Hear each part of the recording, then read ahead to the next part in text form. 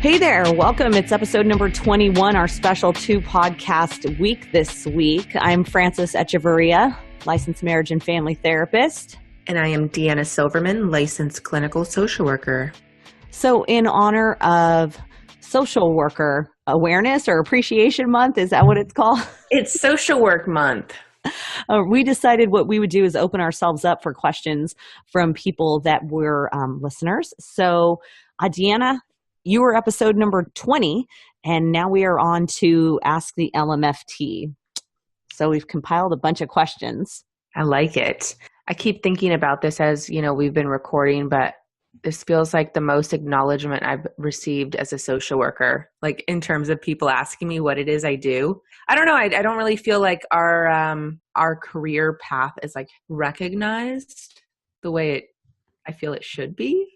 I think that people come to us in times of crisis, and the rest of the time you're just kind of like, whatever. It's cute what you do. Yeah. Well, you give people hugs and stuff. I'm like, ew, I don't like giving hugs to people. So and I'm like, come in here and hug me. So. We're so the same, but we're so different. Anyhow, so we've got questions for you, Frances. Are you ready? I'm ready. I hope I'm ready. So first of all, disclaimer that we cannot be held responsible for how people take these questions. And I mean, we're going to give you our best approach as clinicians, but I ain't taking responsibility for shit. For what people do. Yeah, exactly. What's it like? I've seen a quote, like a meme, where it's like you give your friend advice, but always end it with, "But I don't know, really." Like exactly. I mean, like do whatever. Like, so we're going to try and take these huge questions people have about totally straightening up their lives and break it into little sound bites. Yeah. Okay. Ready? Question number 1. By the way, I'm sorry if anybody is like offended or disappointed in this, but we didn't include people's names. We just decided. Again, I don't know. I didn't want to embarrass anybody. Well, that and covering my own ass. So yeah, exactly. Oh yeah, that part. Okay. So question number 1 for you. What books or other podcasts do you find helpful in healing yourself mentally and emotionally? Okay, so I'm often looking into this stuff because I like to send people that I work with clinically home with options, because therapy, you might be doing it once a week, once every 2 weeks, once a month. You have to do the work in between. So I am a groupie of Brené Brown, who is most famous, I guess you would say, probably her TED Talk on vulnerability, but I've been starting to read all of her books. I've read one, and it was all out of order. So I'm starting from the beginning with I Thought It Was Just Me. How many books does she have? Oh, I think I've bought like 5 so far. Wow. And she's an LCSW, right? She is. But she has her PhD? Yes, she does. And she does a lot of research, which there's not a whole lot of research sometimes in terms of putting emotions into numbers. So she does a lot of stuff with shame, especially with women. So I'm doing that. Podcasts, I'll be perfectly honest, I am a late comer to the podcast thing. I do like Invisibilia, which is an NPR produced podcast, which talks about emotions, because I'm a big old nerd. And what else? And there's a couple of Instagram accounts that I follow actually that I think are really good for helping with the emotional stuff. And that is Create the Love and also Mindful LMFT. Nice. All right. Next question. Is the healing process or advice different after a breakdown? So I didn't know how to answer this because a breakdown is something that's so like widely thrown around, and people say nervous breakdown. Now, Deanna, correct me if I'm wrong, but like that's not a diagnosable thing in the DSM, a nervous breakdown. No, I don't know. In fact, I was a little confused about this question myself. So is the healing process or advice different after a breakdown? Like, are they saying like when they get to critical like mass, like the tipping point? I think that's how I'm going to interpret this, because again, as far as I know, there is not a diagnosable thing, but I think we've all come to a point where it just like you said, like that critical tipping point. And so I think sometimes when it all falls apart, you have a better chance to put it together the way it's supposed to be. So yes, it's different. I think sometimes we get a little bit, I call it like if you know how if you get a real bad sunburn and then you go back out into the sun with all your fresh skin, things can feel a little raw. But I like to remind myself like when things get really, really bad and there's feels like that breakdown, that it's the opportunity, as cliche as it sounds, to put it back together in a way that works better for me. So I agree. Proceed with compassion is what I would say. Awesome. Okay, next question. There are 2 women that I'm talking to. One already turned me down, but now she's back after drama with her baby's dad. The other is coming around after a guy she wanted turned her down. What should I do? Okay. I want to be like, you're no one's back burner, bitch. Sometimes you should dump both of them. No, I'm kidding. You know what? That's a hard place to be in. Like, no one wants to be the leftovers. No one wants to be the leftovers. So to that, I would say, I mean, at least they were forward with you and being honest that they had, I guess, first choices. But do you ever want to be someone's second choice? I don't know. Not me. Yeah. So, I mean, I would say... Do we need to sprinkle a little Deanna on this person? Right. I would say this is where, look, I give everybody 5 chances and I should give them 2. And this is where I would sprinkle in a little Deanna. I mean, what's going to happen if one of those guys comes back? Not that you guys asked me this question, but here I am chiming in. But I wouldn't want to have to deal with the anxiety of like the what ifs. Like, I feel like dating should be somewhat fun. And like, God, I know life is hard and stuff, but like to already deal with this from the get-go into the relationships. Yeah. Like, I don't know, more props to you if you can deal with it. But I would just be like, too much drama. Like, there's so many fish in the sea. Sorry to be cliche myself, but I don't know. Just way too much drama. All right. But speaking of drama, this next question. Okay. My 16-year-old stepdaughter is pregnant by her 18-year-old boyfriend. I'm mad at myself. Is this a question or was this just venting? I think it's a little bit of venting. I do think that sometimes, and in this question, when I was reading it, you know, he said like he feels responsible even though he's not bio dad. I don't know how much good comes from sitting back and going, what did I do wrong? Because you got a baby that's on the way. Mm-hmm. So I guess having real conversations it's with the stepdaughter and boyfriend to see if he's going to be sticking around or not. But I would like to think, I mean, the therapist in me says try and work through that stuff so that this child feels loved and supported. But then also like, welcome to reality, 16-year-old. Life's about to get real.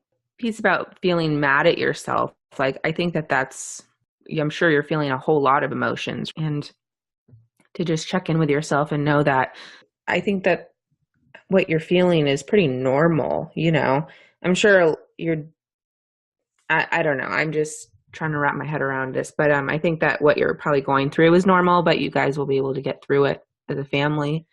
And this is where I'm going to say the importance of having conversations with your children about sex and safe sex is important. I know we all want to pretend that that's not a conversation that we want to have, you know, for whatever reason, but sticking your head in the sand is not going to do anything. I really do believe that the argument that, well, if I put them on birth control or give them condoms or something, that's going to say it's okay. I don't think that that's accurate too, but let me tell you this about working with kids. And I worked in a county where I was just like dumbfounded by how early kids were having sex, and not only just sex with their boyfriends, but one night stands at like the age of 12. Those kids are going to talk to one another for input, and they're all stupid. So please give them a safe adult to talk to. That's my spiel on sex ed.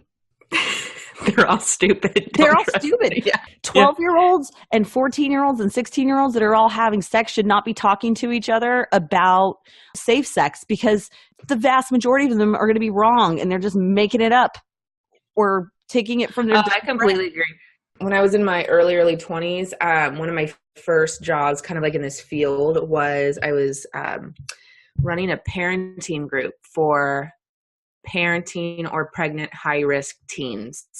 And one of my youngest students was 13. Oh. And it ranged from like 13 to pretty much 17 years old, some of them having 2 kids. And the shit that they said, I had a few students that I still think back on fondly. They really worked hard, but a majority of them were just like, they were showing their age, obviously. Like they were just so, I don't want to say stupid, but they're young they're young and dumb, and they're saying stupid shit. And anyhow, like for example, I had this one girl who every single day would come in and be really disruptive and talking about like good sexual positions to get in with her boyfriend and how big he was. And she was just really inappropriate. I would have to redirect her all the time or like kick her out of the class for like the day. One day I was teaching them about anatomy, and I started, I'm like, okay, so this is where the clitoris is and yada, yada, yada. And she's like, what is the clitoris? And I said, and that's how I know you're actually not having a great sex life. So I don't know. I know 30, 40-year-old men that don't know that exists. Yeah. And I'm not saying that a 12, 13, 14-year-old necessarily should know fully the capability and yada, yada. Well, like, I'm just saying, like, oh, no. Okay. If you're going to be 13 talking about how good sex is, and then you don't know what your clitoris does or what it is, I'm going to call you out. I'm going to get one step past that. If a 13, 14-year-old boy knows how to masturbate and we let them do it and leave them alone, then you know what? Your 13 or 14-year-old daughter should have the privacy to be able to figure out her own body. Oh, sure. So to that, I would say I would rather have my kid be 13 or 14 and figuring that out herself than her dumb 13 or 14-year-old boyfriend. So. Oh, yes. I know. This is probably like I'm sure that soundbite could be ripped apart and then maybe seen, but like, played out to be some like anti whatever. I'm all about sex empowerment, but what basically my main point is don't be disruptive in my class. Don't talk about how good your sex life is, and then you don't know what a clitoris is. Right. Yeah. Okay. Shut up, kid. That's just my answer to everything. Just shut up, kid. Yeah. Okay. Next question. My 19-year-old works, but does nothing to contribute to the household. It's driving me crazy. Okay. So here's where expectations, I think, come in. And honestly, I spend so much time in my clinical practice doing this. It is great that your 19-year-old is working. But why on God's green earth would your 19-year-old have any desire to move out and pay bills and have to hustle if they can live at home and do nothing to contribute to the household and keep their money? Why? Yeah, it seems like a pretty good setup to me. I know. It's like the perfect setup. Right. So I hear this often when people are like, well, I just want them to go to school and focus and this and that. And that's great. And I'm not here to tell you exactly what your family dynamic looks like. But if your 19-year-old is living at home rent-free with no expectations on what they are to do to contribute to the household in terms of chores or even money or paying their own bills, then you're not teaching them the responsibility that comes with being an adult. So, but then what else often happens is these kids or adults are in the house and they're like, I'm an adult and I'm going to do what I want to do. And you can't tell me because I'm an adult. You're not an adult if you're acting like a child. And they're not an adult if you're treating them like a child. Preach. So I don't know what the answer is. And I'm not saying you start handing them a bill for rent and all of their expenses, but there should be some sort of ongoing discussion to help a kid, young adult, move towards independence. So they aren't going to like it, but that's not your job for them to like it. You're trying to treat them in a way that sets them up for success in adulthood. So my first answer to this would be I'd look at the income and I would start handing over, oh, you want your cell phone that costs $100 a month? Okay, there's your bill. You want to drive your car? Okay, here's your insurance. You know what I mean? And then, but do it in a way where maybe it starts out with a smaller amount and then moves on. Because the reality is, if your 19-year-old is at home and they don't have to contribute to anything in the house, they're not expected to clean up clean up or do chores that really contribute to the household. And I'm not just talking about keeping their room clean. And they can have their boyfriend or girlfriend over all the time and they get free Wi-Fi. Like, why would they want to move out? Why? Right. So make it just a little bit miserable. No. What about this idea? I think about this a lot, like when my kid grows up and becomes an adult, and if she were to stay at home, I like this idea. Like, I'll probably make her, instead of like a flat rate, because who knows how much she'll be making at her little job, but like maybe it's like a percentage of their income. Like, sorry, you need to pay this much towards rent or utilities or whatnot. And then I had an idea, like, if I can, like if I'm struggling myself, then I'll probably put that money towards bills. But if I'm okay financially, I'm not going to tell my daughter that I'm doing this, but I'm going to take that money and put it in an account. And then when she's ready to move out, I'm going to give her that money back. I love that idea. I love that idea. And for those parents that maybe would struggle with making their kid kick into the household, maybe that's a good way to do it so you don't feel so guilty. But the reality is that we need to learn self-sufficiency somewhere, and you're not doing anybody any favors if you're enabling behaviors that don't support individual development. The end. I like it. Okay, next question. How to deal with parenting guilt? Working mother, student, family life, social life, romantic life, so on and so forth. I know this young lady that sent me this, and I love her because we worked together briefly, but I've seen this kind of transformation where she's come into her own, and now she's going to school for her doctorate. And she's a great mom, and she's a community supporter and activist. And I deal with parenting guilt all the time too, trying to do everything. And I think it's quality time over quantity sometimes, because I think a lot of people are around all the time and they're not really present. And I think about my kids having their own friends in their own time, no matter how young they are, also teaches them this kind of natural progression. It doesn't work for everybody. Some people aren't going to agree with me on that. I don't think that it's inappropriate to try and have a romantic life if you have a child. That's part of a successful, fulfilling life for a lot of people. So I think it's about keeping it in check the best you can and having a support system of other people in your situation, and then just kind of going from there. Yeah, I like that, because we can compare the parent who says, that's it, I'm going to quit everything and just solely focus on my kid. I'm not going to have any extracurriculars. I'm not going to work out. I'm not going to do this because I feel guilty. I don't ever want to go on a date. I don't want to go out with my friends. I'm just going to be at home with my kid.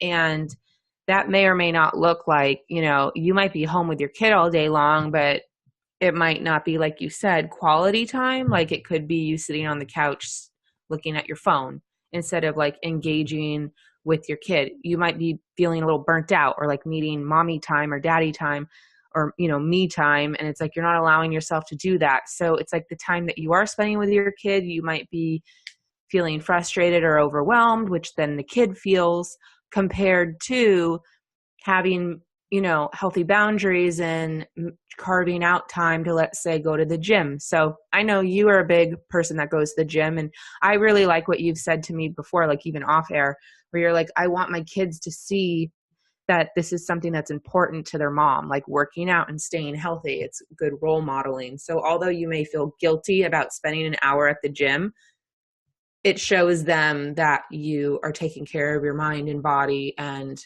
this is a value, which will hopefully be passed on to them. Thank you. And I think sometimes too, it's real easy to use our kids as excuses to stay checked out of life. No, my kids are really busy. I have a lot going on. They're first and foremost. And that's important. I get that. But that's also putting a lot of your identity on your kids, and whether or not you really want to recognize it. It's a lot of pressure on your kids.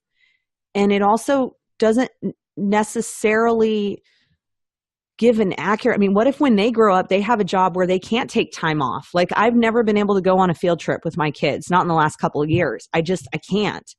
And I feel that guilt every single field trip.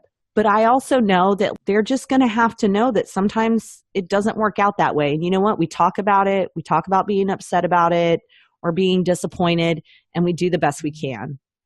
And we go on to the next one. Okay, next question. Seems like I'm the only one happy for me. I've come a long way in my recovery and sustained it for over 3 years now, and I'm finally starting to reap the benefits. I bought me some nice gadgets and a car, and I'm trying to feel good about life, but I keep running into brick walls. How do I mentally and emotionally deal with it? I usually just drown out my surroundings by playing with my kids, listening to music, playing video games, et cetera, temporary solutions. I think he's talking about, this could apply actually to people in recovery, but also to people who have finally done like a lot of work and reflection and are trying to get comfortable with life being okay. When we work past things always needing to be chaotic, I think sometimes we don't know how to handle it when things are going good. Mm-hmm. And to really be able to reap those benefits like he's talking about. So it's great that he's engaged with his kids and then he's starting to find new activities and things he's into. But I don't think the work is ever really done. And I know that's disappointing, but like the end game is when you die. Until then, we got to keep working on something. Mm-hmm. Not to say we're broken, but I mean, you know, for me, I'm going through this, reading a lot on like shame and self-worth and trying to wrap my head around some of those things that are longer term issues. And so he's clearly gotten rid of a big one by getting sober, but it's just learning how to kind of settle in and enjoy that non-chaos when your whole life's been wrapped up into it. And also, if people are making you feel bad about your recovery in any way or not celebrating you or making you feel bad for being happy, then I say to them to piss off. That's true. That's the other thing that I want to, like, I always point out to clients, and I deal with this on a regular basis, is that often people end up in recovery because a partner is mad about it or, you know, like they become the identified patient. But in order for that family to heal, it's not just the addict. The partner has to learn things different. Has to like relearn the dance. So for instance, the same behaviors that before, like if you have one partner that's really demanding and wants everything their way and there's no ifs, ands, or buts about it, and the let's say the person that was an addict would self-medicate, that person would get mad, and instead of talking about their feelings and standing up for themselves or having input, they would just go use. Well, if they're not going to use now, then they're going to start kind of having feedback, and that other partner might not like it. And so you have to have that open line of communication, and the whole family system has to change. Like for instance, now the 13-year-old child, I'm throwing this out there, but like maybe there's a teenage child that always had to parent the little kid, and now parent is getting sober and wanting to exert themselves as the parent. Then that kid has to learn, I don't have to be the parent anymore, I can be the kid.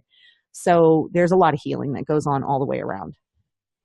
All right, next question. What is your advice for therapists just starting out, such as myself? Keep good records of your hours because you get your license as quickly as possible. I've worked with so many people who are, 6, 7, 8, 10 years into it, but you went to school that long. For God's sakes, get your license. Let me stop you real quick, just so people who are listening, if they don't understand that. So you got your master's in marriage family therapy. Yes. So when you graduated, you had your master's, you're a MFT. Yes. And then, so MFTs are a little bit are different from clinical social workers, and we'll talk about that. But can people practice without their license as an MFT? You have to be registered as an intern with a supervisor that's supervising you. So it's like that with the LCSWs. And it's changed a little bit. I think now they're called associates. But I'm saying get in, if you can, get in somewhere, start accumulating those hours and keep track of them. And then for me, it was about getting different settings and different experiences. I actually had a really good county job and took a step down to work with just my degree, not even my intern number at the time, so I could get back into Fresno because I was commuting an hour each way each day. I think multiple settings can be useful. I think having a supervisor or a bunch of colleagues you can kind of case manage, or not case manage, but staff with is important. And then it's just time. It's just chipping away at those hours. And my big suggestion is, if you can afford it and do it, to be in therapy yourself as you're going through the process. One, because it counts towards hours, which is awesome. It did when I was anyway. And also, it's a big adjustment to start working with other people's problems. And it's a great way to establish some boundaries so you don't have burnout. That's awesome. So the hours that you were in therapy counted towards your hours to gain licensure? Yeah, because we had to get 3,000 hours. So, I mean, Nice. each hour of individual, I think, counted, don't quote me on this, either for 2 or 3 hours. And then there was like a maximum that you could get. But it was good. Okay, next question. Where do babies come from? So the only reason why I left this in is because I actually had like 2 or 3 people ask me it thinking they were being funny, which love you for that, really. But I just had a cute story. So I'm going to pick my kid up at preschool, and the teacher pulls me aside and she's like, so a conversation happened today. And I was like, oh no. But I think this is really cute. And I think it's also really important to think about what our kids are talking about. So they're talking about families, and they're talking about, moms and dads and this and that. And something came up about same-sex families. 2 mommies and 2 daddies can't have babies. And so my very politically correct preschooler at the time goes, that's not true. They just go to where my mom works and they can get a baby. Oh. Because we had friends that were a couple, 2 men that adopted a baby through the foster adopt system. And so I just thought that was cute. So the whole question of where do babies come from has very different answers these days. I like that. Okay. I'm 30 and a virgin, not because the chance hasn't come up, but because I grew up really religious and that kept me from having sex. Now I feel like it's just too weird to explain to someone. So in a world of Tinder where people are hooking up like without even meeting, I think this is interesting. How would you have this conversation with someone, right? Except for my neighbor just went to a wedding a couple weeks ago, and the guy was a virgin, and he was 30 something years old and married a woman who wasn't, who was like married twice or something like that. Not that's irrelevant, but why, I'm just saying, like my neighbor literally just went to a wedding, and why do you know that? Because the reason why I know that is because I was talking to her and I asked her what she was doing that weekend. And she was like, she just brought up the fact that she's going to a wedding. They just got engaged like a month ago and now they're getting married. And I was like, well, duh. Yeah. Cause he wants to like get to the I guess I'm just like, I mean, not to be ashamed that he's a virgin, but could you imagine going to a wedding and then everybody knows your sex life, like, or lack thereof? I just feel like that's weird. I know. Who knows? He might be really open about it. Maybe. So for her, look, I don't know that I'd like to say to like take the stigma away. I mean, what's worse or better? Having had a ton of partners at 30 or no partners at 30? I don't think at this point, I mean, it doesn't sound like at this point that it's about saving myself for the right one. So maybe just looking at it as, look, like first time, not saying you go and like give it away, but every time's the first time with someone, the first time you're with them. I was just kind of thinking too, like, we don't know if she's still religious No, she's not. I shortened the question.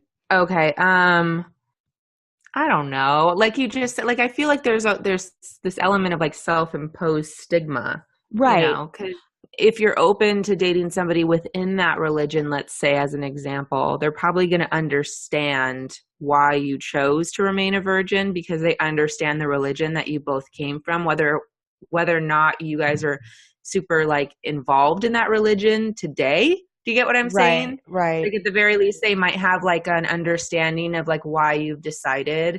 And with that said, there might be people like I'm not super religious, and if I met somebody who was a virgin, but like everything, we connected, like certainly that's not going to be like the thing that makes me walk away and go, this isn't going to work. I think too, being open about it look, the reality is there might be a whole bunch of people that are into like being with the virgin. I don't know.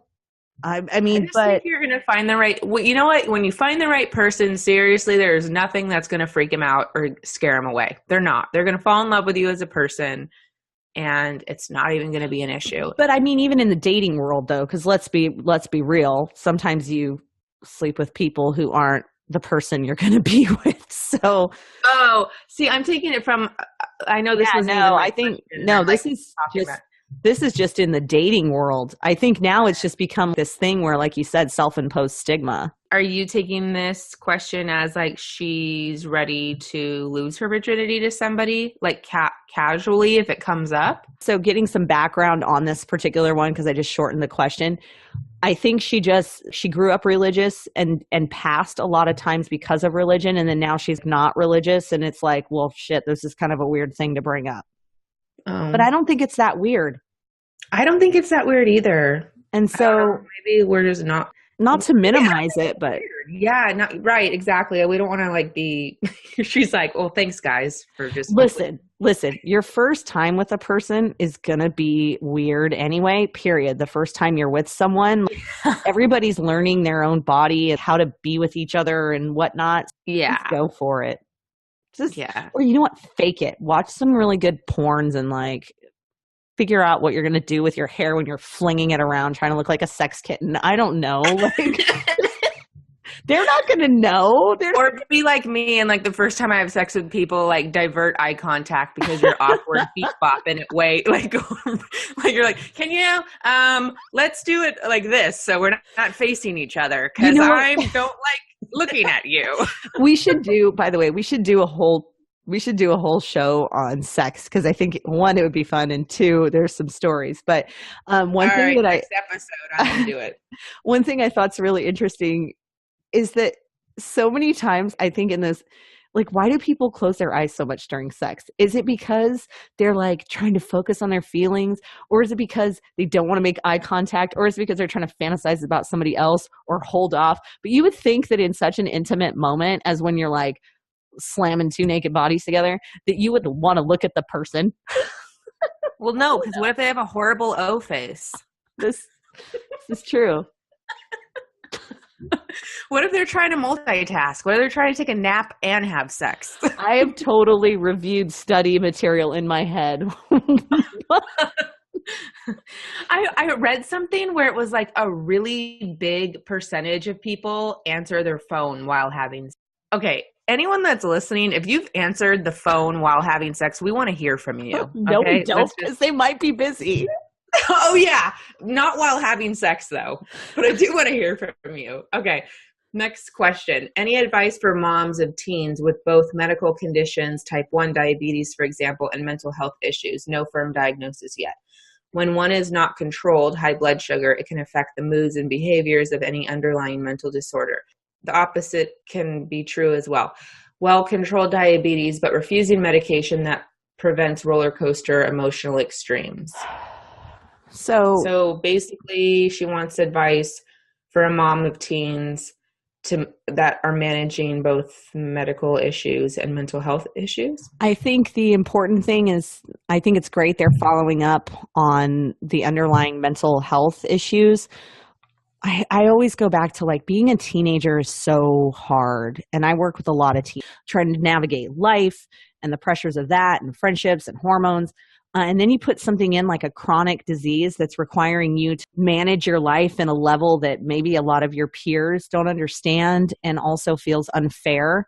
And something like diabetes where, you know, those drops and dips and highs in blood sugar can really mess things up. So I think the importance is on trying to support self-care in the health field with the diabetes. And then I'm all about striking deals with people. Like, look, sometimes people don't want to be on medication. And I tell this to clients who don't want to come to therapy. I just had this conversation with a kid the other day. I was like, look, you don't want to be here and I can tell. So why don't you work on making yourself better so you can prove to your parents you don't need to come and see me. The quicker you work on this stuff, the sooner you can just go. And I tell them, no offense, you're a cool kid, but like, hey, let's just work this out so you can move on too. And so I might make that kind of conversation with my kid. Like, if you want me to get off your ass, then start doing the coping skills and the things you need to do to take care of yourself, because I don't want to ride your ass either. In the hospital, I worked as a medical social worker for a couple of years. So I would run into people with obviously medical issues all the time. And with teenagers, especially with like type 1 diabetes, there's so much, they're resentful. Yeah. And just as you said, like they feel like it's really unfair, and it is, it's unfair. And it's a very difficult medical condition to manage. And especially as a young kid where like all your friends are eating junk shit food, you know, and you just want to fit in. And it's really, really difficult. Even if you're into healthy eating, it can be very, very difficult. And to just I completely agree with what you're saying. I just wanted to add in, and I know you agree, like it's so important to recognize what they're feeling and to normalize what they're feeling. Right. And to validate it. And I think this is where we want our kids to respect us, but this is also where understanding that parental child hierarchy is, that sometimes we have to take on the brunt of our children's feelings in a way that allows them to process it and feel supported without us lashing back out at them. A healthy hierarchy is my child being able to come to me and say, this is not fair. I don't like this. And to be able to vent and do those things, because if they don't vent, they're going to turn it inward or get externally like explosive or angry and self-destructive.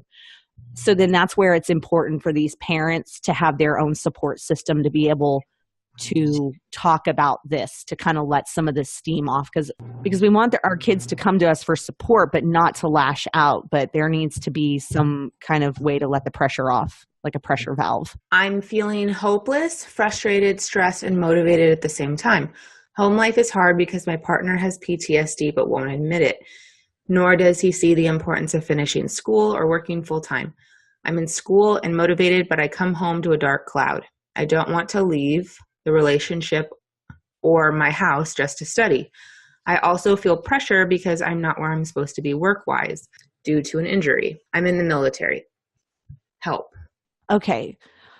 So to start off, I think, Deanna, maybe you've had this experience, but being in a relationship with somebody who has an underlying mood disorder that they're not ready to address is like being in a relationship with somebody who has an addiction that they won't address. There is literally nothing you can do to force them to see the importance of it. However, you can have expectations. So for instance, if you're carrying the weight of the household, you know, and you're suggesting and hoping and pushing and setting and giving people resources to use to address an underlying issue, and that person is not, then I feel like this is where boundaries come into place. And I'm not saying that they like leave the relationship, but there should be a conversation about expectations. You know, maybe that expectation is, look, I need you to like get into therapy, or we need to, you know, be able to cover these bills, and not to be insensitive to people's struggles by any means, but keeping your head in the sand doesn't do anything either. What I mentioned to this young lady, because she private messaged me, is that, you know, she was talking about where she should be in terms of work, right? In terms of her role in the military and her ranking and what she's making. No one else in her group of fellow soldiers, or wherever she is, I'm sorry if I'm using the wrong thing, no one else has her same set of circumstances, and she's working through them. So to that I say, try and focus on the stuff that's going good. You're motivated, you're in school, you're handling things, you know, have your own support system, therapist, activities, self-care, so that when you come home through the door, you can deal with partner's dark cloud. But at some point there might need to be a decision made that this isn't going to work for me. And I'm not saying, again, that she leaves the relationship, but the reality is, if nothing changes, nothing changes. And so to try and adjust expectations, or to learn and really give into the fact that this is how it's going to be, and I have to be okay with that, and then try and like a certain amount of kind of just letting go at that point. But I also think sometimes certain parts of our life are going good and some of them aren't, and that's okay. So try to focus on the good stuff. And do the self-care and create your own support system and things that you love doing. And then hopefully maybe your partner will see the importance of that, or they won't, but you won't be stuck tied to that dark cloud. Good luck with that. Yeah. Truly. Okay. What's the best way to help with my wife's anxiety? It's mostly when I leave for the week. She just gets worked up over the tiniest things. Her doctor recently put her on some meds and it was helpful, but she doesn't want to be on them forever. It doesn't help that I have to leave for the week to work. This guy private messaged me. He's awesome for wanting to ask how to help with his wife's anxiety. I started by asking him, have you asked her?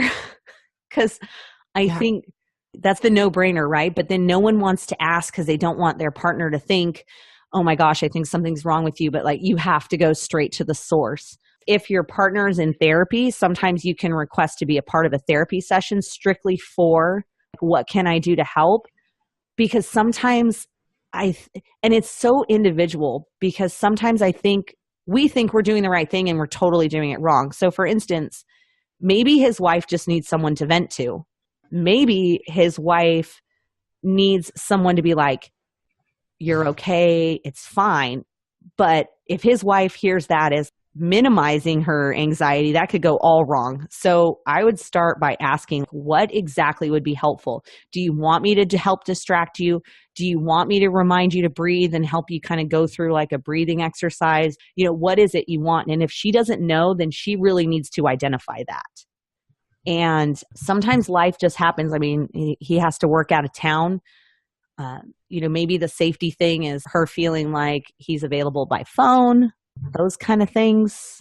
But I think first things first is recognizing that this is a new thing that they have to learn together, and just asking. I also think he has to understand, like, he can't fix her anxiety. He can be supportive, but she's going to have to, do her own work. And that doesn't mean he's not being loving and supportive, but he also can't be singularly responsible for fixing that. Okay, next question. Coping mechanisms to deal with severe anxiety. So it sounds like they're asking for coping mechanisms. So I always start with self-care, and here's why. And when people go, oh, that's, what am I going to do? Take a bath, get a manicure, read a book? No, the reality is it can be something like changing the way you talk to yourself in your head. It's self-care includes eating regularly, staying hydrated, exercising, drinking water, getting enough sleep. It all starts there. And that's because we need to be able to have gas in the tank. We call them distress tolerance skills. And we need those things that make us feel better so that when we're stressed out and experiencing periods of severe anxiety, that we can kind of tap into. So that's important. I would recommend that people, if they're not in therapy, Google cognitive behavioral therapy techniques. These include working on identifying automatic negative thoughts and also how to stop them and redirect them. There's a really good one I actually bought for my child, and I read it with her because kids have anxiety too, by the way. But it's a book, and it's a child's workbook, I think, for anxiety. I'll have to look it up, and if people want to message me, they can. But it explains it like this. Anxiety is a tomato plant. And when we feed our anxiety, it's like watering the tomato plant. And then, at a certain point, having some tomatoes is okay. But then you're eating tomatoes with every meal. And then you have so many tomatoes, you're making tomato ice cream. And then it just like overwhelmingly feeds itself. So we have to figure out how not to feed the anxiety. And so this particular book was about cognitive behavioral therapy. And so the conversation I have with my kid, and I've taken this to my clients and myself, is if you're starting to freak out about something, telling yourself like, look, I will freak out about this later on today at 4:30, and I will give myself 15 minutes to worry as much as I possibly can. Until then, I'm going to put it in a little box and lock it away. And then you get 10 minutes down the road and you're starting to think about it. Nope, I'm putting it in a little box, and I'm going to address it at 4:30. And you would be surprised how that actually strengthens your ability to deal with anxiety in the moment. but it requires us to work through it on our own, because if we're just going to people constantly, hey, make me feel better, it's really just like Band-Aid on a bullet hole. It's not really addressing our own ability to cope with the anxiety. So cognitive behavioral therapy, Google Children's Workbook, it helped my 9-year-old immensely. And it was probably the best way that I saw how to describe it to an adult, actually. So don't feed the tomato plant. I like that. I'd like to also add, because I deal with panic attacks. I've gotten it somewhat under control. I didn't have like a bunch. I actually had like one a week or so ago. And are they panic attacks or are they anxiety attacks? Because there is a difference, and I think sometimes people don't. I'll give you what happened. Like, I started getting really dizzy and hysterically crying, and I was like, I don't want to go. I don't want to get out of the car. Okay. I was going into like a big area with a lot of people. Okay. So that sounds more like an anxiety attack.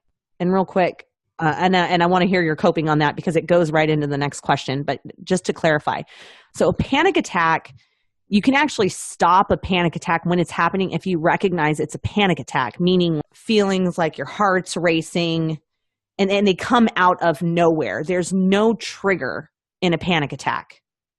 It sounds like in this case, it was an anxiety attack because the trigger was a bunch of people and you didn't want to go into it. Right. Real quick with the panic attacks, then that's why they're so scary, is they come on out of nowhere. And sometimes it's just stopping and going, okay, wait a second. I'm having a panic attack. I need to breathe. I need to get my like self centered and down. I'm not dying. My heart's just racing, and really like grounding yourself.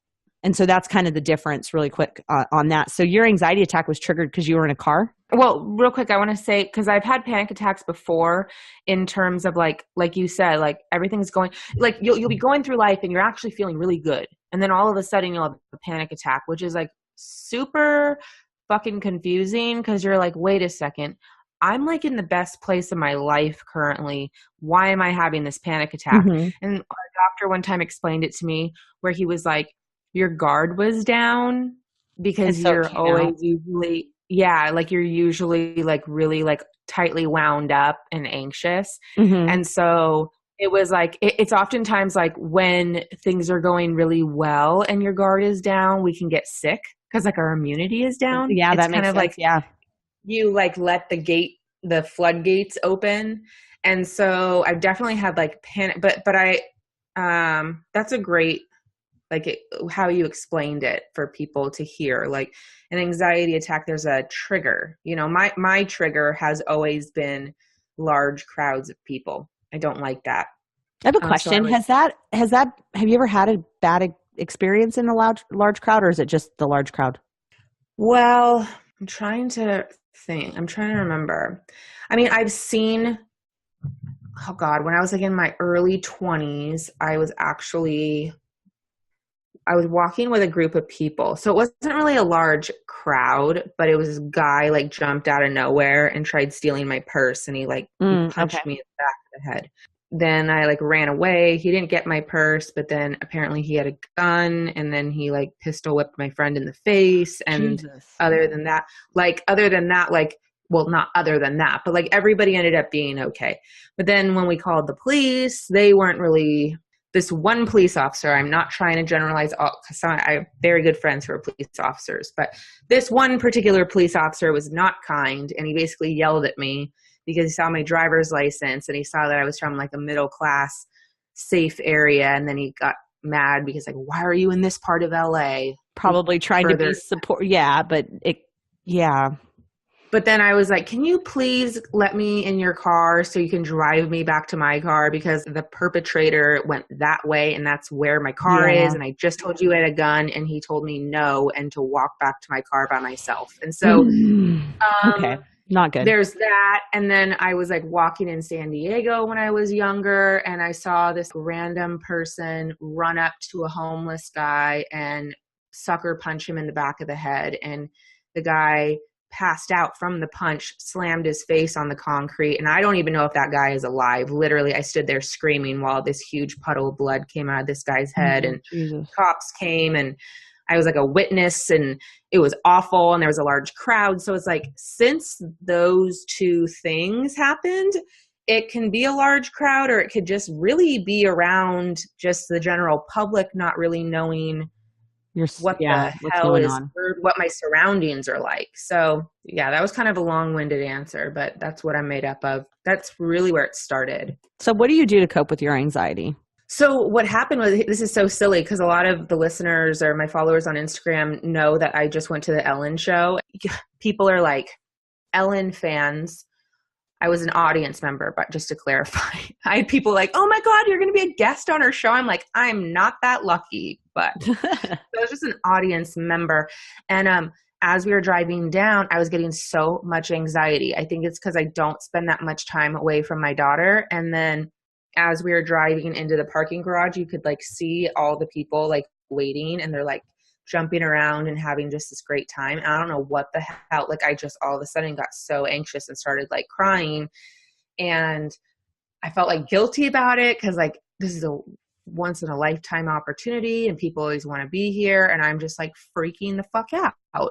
So I know myself enough now and having this happen a few times. And I just told my husband and my aunt, I'm like, I just need to chill out here in the car.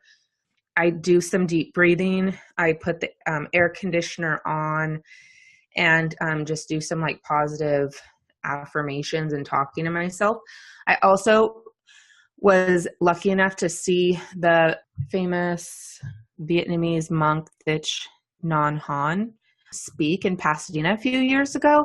And I remember him saying, he gave this analogy or this imagery of like, think of your diaphragm as like the roots of a tree and your head is the top of the tree. And so I envision like a palm tree, you know, and he's like, when the high winds are going, so that's like, you know, the anxiety, it's like whipping around, the top of the tree is exposed and it's just whipping the leaves around and it's going all over the place. The roots are stable. And so think of your diaphragm as the roots of this tree. So when your head is spinning out of control because the winds are thrashing around, just stay focused on your breathing, which needs to be focused in your diaphragm. So a lot of times when we have anxiety, we will do shallow breathing, or if you're like me, you'll hold your friggin' breath and not realize it. And so when I focus on my stomach and my diaphragm, I can take those like deep breaths in through my nose, out through my mouth, and it be like really rhythmic. And so that can kind of reset my brain from not feeling like I'm in like fight or flight. And that's self-care, is making sure you're breathing. And it sounds so silly, but it is absolutely true. I love that. I love that. One thing I wanted to point out too about anxiety is just making friends with the fact that it's going to be there. I saw this example once. If there's like a dog and we love dogs, but if there's a little dog that's like bugging the shit out of you and you lock it outside the door and then it's scratching at the door and then you let it in and it's like jumping on your leg and you're like, get off. And let's say that dog is anxiety. Now, if you just go, well, aren't you an obnoxious little shit? And you pick it up and you hold it for a minute, it kind of calms it down. You just recognize it's there and it kind of calms down. And then that anxiety, you're recognizing it, you're giving it a name, and then you can kind of set it down and then it'll chill out for a while. But occasionally it's going to come back and want attention. And when it wants attention, we should validate our own feelings and just be like, okay, I'm feeling a little anxious right now. So for me, I'll start getting stomach aches. And so I'm like, okay, what's going on right now? Okay, I'm kind of anxious. All right, well, what am I anxious about? And sometimes it's stupid. And sometimes I don't know. But just recognizing it's happening, the same with feeling depressed or angry, just validating our own feelings is so important because so many times we're taught that our feelings are not valid and that we need to keep it under control for A, B, C, and D reasons. And so I don't think we learn how to really validate our experiences. And specifically for the anxiety, the thing that I've used is it's always going to be with me, and that's okay. And some days that backpack full of anxiety is going to be a little heavier than others, and some days I'm going to forget I have it on. Yeah, I like that because I feel like also we don't want to, a lot of people don't, most of us don't want to appear weak, and we get embarrassed. Like, oh God, here comes my anxiety. So you try not to say anything and ignore it. And it's just going to be the yippy yappy dog that just keeps biting at your heels. Another thing that I do is, it sounds so silly, but it works, is instead of just keeping it inside my head and not saying anything, I will literally scream stop out loud. Right. And that sometimes helps my brain. It's almost like, for me, when I get a song stuck in my head, it will not leave my head until I scream the lyrics really loud. That's great. And then lastly, my husband and I went to the tribute show for Chester Bennington that Linkin Park and Friends put on. I've always been like a huge Linkin Park fan. So obviously that tribute show was really emotional for me. And we were standing there. There were thousands and thousands of people there. And I know myself with crowds, I don't like it. So I'll either get there really, really early, but I couldn't because our kid. So that's one way to manage, is I get there early to beat the crowd. But because I couldn't, I just had to like grin and bear it. Well, we're sitting there waiting, and I'm so claustrophobic, and I was just surrounded by people. And so once again, instead of just keeping it inside of me, I just looked at my husband. I'm like, listen, I'm getting really anxious. I feel like I'm going to pass out. And like, he knows my triggers. And so he just put his hand on me, which is grounding for me. And he's like, it'll be okay.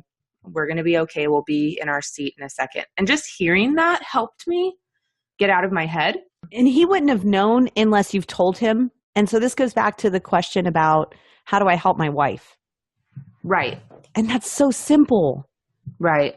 So yeah, it feels difficult when you're in the middle of it, but yeah, just letting people know what's going on, and letting them know ahead of time too. So I'll tell my friends who are with me, if we're going to a large crowd, like I might turn into like a super freak for a second and be like, I need to lay down on the ground and not talk to anybody. Just bear with me. Deep breathing. And just bear with me. And they're like, okay, cool. All right, next question. How do I show compassion for people around me dealing with traumas and stress without making it my own? Boundaries, boundaries, boundaries, boundaries. I think for that, that goes down to, you can be understanding of people, but also recognize that like you have a limit on your compassion and empathy, and that sometimes like the problems that people are dealing with are too big for us personally, like as friends, as partners, as loved ones. And that's where, you know, trying to nicely recommend to people that maybe they need to go find a support group or a therapist or this or that, because we cannot take on the weight of the world on our own and be any good to ourselves or anyone else. So I think, you know, having being understanding and compassionate, but also really being aware. And some people might say this is selfish, but it's not. It's a protective thing. Like, you literally cannot be any good for anybody else if you're not good for yourself. So understanding that some things are bigger than you. And if you're particularly raw at the moment, then having the courage to say, I love you and I want to be supportive, but like, I can't do this right now. And for me, this happened for me. Like, I like to think I'm pretty strong all the time. I pride myself in it. But like, when my mom died, I should have been more vocal to some people who were just kind of used to the exchange of coming to me for things. And I wasn't. And I got pretty resentful because I should have said, you know what, this is not a good time for you to be telling me this. This is not a good time. And I didn't. And so I messed that up. But next time it'll be better. But just being honest with where you're at and how much you can handle from people. And the reality is, misery loves company. And I think as we do the work to feel better and to get better emotionally and physically, we're going to lose some relationships. Mm-hmm. And just being real honest with that. Okay, last question for you. How do I explain my mood disorder to my family? If I cancel plans because of self-care, I don't want them to be mad at me. So this question, actually, she went on to say that she was supposed to go out for a big family function and her anxiety was kind of out of control and she needed to like just stay the day in. I think it starts with being real honest with, are you really needing the day in, or are you using it as an excuse? Because look, I've used stuff as an excuse and that's fine. But I think from the explaining the mood disorder to the family, I think psychoeducation is important. There's lots of resources you can give people so that they can kind of understand what a certain disorder looks like. You can, if you're in therapy and it's a really important relationship, they can join you. Also, like I said, there's lots of resources. NAMI is something that's really useful. As you're doing your own work to feel better, things like NAMI can be real helpful. You can Google that. It's NAMI, National Alliance on Mental Illness is what I think it stands for. And they provide support groups for families that are dealing with people with mood disorders. There's also counterparts to things like, like Alcoholics Anonymous. They have Al-Anon, which is for family members that are dealing with codependency. So just understand that it's a learning process for you dealing with the mood disorder, and it's also going to be for the family. But I think if everybody comes together with a general understanding of we want to feel better, you can go with that. Perfect. That was the conclusion of your followers on Instagram, their questions. I have a question for you. Yes. Because someone asked me this. What is your favorite color? If you'd asked me this question 5 years ago, I would have said black, like my soul. I don't have one. Is that terrible? You don't have a favorite color? I don't have a favorite color. What's your least likable color? Yellow, because it looks bad on me. But I love yellow. I think the sun is great. I also I have artists I like. I don't have favorite artists. I don't have a favorite food. What would you do if somebody ripped a really big fart on the first date? Okay. You are much better with bodily functions than I am, because don't. When I've been married, I didn't share bathrooms with my partner. I don't want to know. I don't like bathroom humor. I don't like bathroom humor. I don't like. Okay. Look, I am such a prude when it comes to that, which is so funny. Yeah. But it was just the house I was raised in. So to answer your question. To answer your question, if that happened on a first date, no. Would I ever wear what? Would you ever wear a fanny pack? Yes. With me. Okay. I'm just curious. I would love a fanny pack. My birthday's coming up. All right. I'll keep that in mind. So if anybody wants to send Frances a gift, a fanny pack, anything for her birthday's coming up at the end of March. Okay.